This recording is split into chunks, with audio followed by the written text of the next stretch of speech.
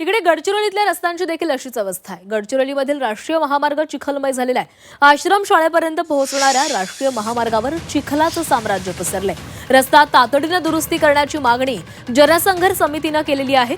गडचिरोलीतील धानोरा येथील आश्रम शाळेमध्ये सर्पदंशाने 3 विद्यार्थिनींचा मृत्यू झाला।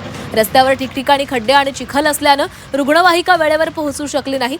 आश्रम शाळेची पाहणी करण्यासाठी मंत्री अधिकारी याच रस्त्याने गेले, मात्र रस्ता दुरुस्तीचे आदेश कुणीही दिले नाहीत असा आरोप जनसंघर्ष समितीने केलेला आहे। या रोडमुळे हे बघा, अशा दुर्दैवी घटना झाल्यानंतर तिथे परिस्थिती पाहण्याकरता मंत्री, सगळे वरिष्ठ अधिकारी, सगळे लोक आले, पण त्या लोकांनी येत असताना तिथे जेवढी व्यवस्था नव्हती त्या शाळेमध्ये नव्हती, तशीच रस्त्याची पण व्यवस्था नव्हती। कारण रस्ता इतका बिकट आणि खराब झालेला आहे की एखाद्या पेशंटला घेऊन जायचं म्हटलं तर त्याचा जीव त्या रस्त्यामुळेच जातो। मग या सगळ्या गोष्टीला जबाबदार कोण आहे? आणि रस्त्यावरून गेल्यानंतरही या मंत्र्यांनी कोणत्याही प्रकारचं वक्तव्य केलं नाही, की टिप्पणी पण केली नाही।